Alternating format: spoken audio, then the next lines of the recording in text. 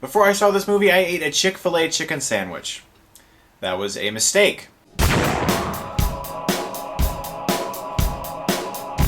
Killer Joe is directed by William Friedkin. It stars Matthew McConaughey, Emile Hirsch, Juno Temple, Gina Gershon, and Thomas Haden Church. It's a story about this family in Texas, and they're very poor. You know, they're totally down and out. Because of Emile Hirsch's mistakes, he's now into all this debt. And he realizes that his old deadbeat mother, who was terrible with him from birth, that no one likes, is worth quite a bit of money in an insurance policy. So he decides to hire an assassin to kill his mother so that he can collect the money. That assassin is Killer Joe, and now we have our movie. If you walk into this movie, just know that it is very intense.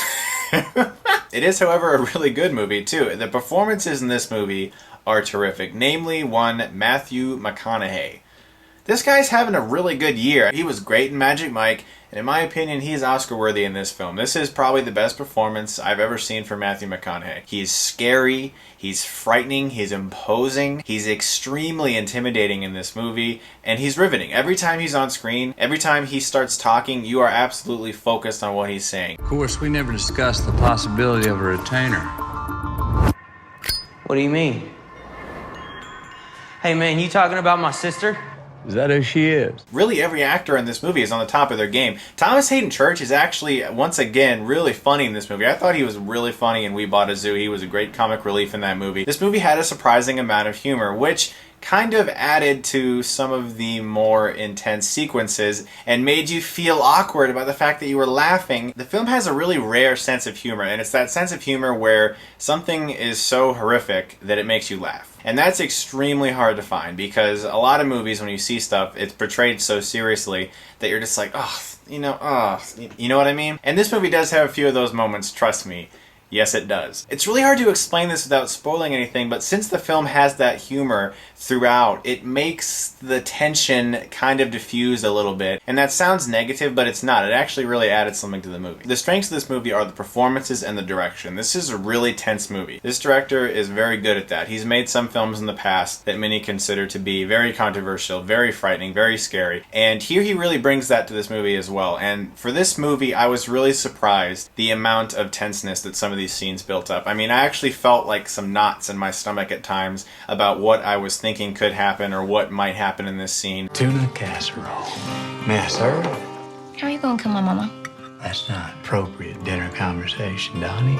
This film isn't opening in limited release until July 27th, and even then it's just going to be very limited, and then it'll expand later. And I got to see an early screening of it, which is really cool, but this film is going to be really controversial in some ways, because it portrays certain acts without really explaining all of the details. And so some questions sometimes pop into your mind that the film doesn't answer, and I could tell that some audience members were annoyed with that. See, when a movie is ambiguous in certain ways, and it feels lazy, like the writers just couldn't come up with anything, so they decided to just let certain things happen without really giving them answers. I don't like that. That's dumb. This movie wasn't like that. This movie was brave, really, is the good word to use it. It had courage to do some of the things they do in this movie and portray some of the things they portray. There are some gaps in the film you have to fill in for yourself. Really, everyone in this movie is good, but the thing is, they're portraying the worst people ever. Like, you never want to meet these people. And a few times that did take away from the movie for me. It wasn't too bad, though. It was just a few times in the movie I was like, really, are you that depraved? Are you that horrible of a person? Some of the problems with this movie lie in the script for me. A lot of times in the movie, it was a little bit jumpy. When I say that, I'm talking about tone. Because there are certain scenes in this movie that are so well done,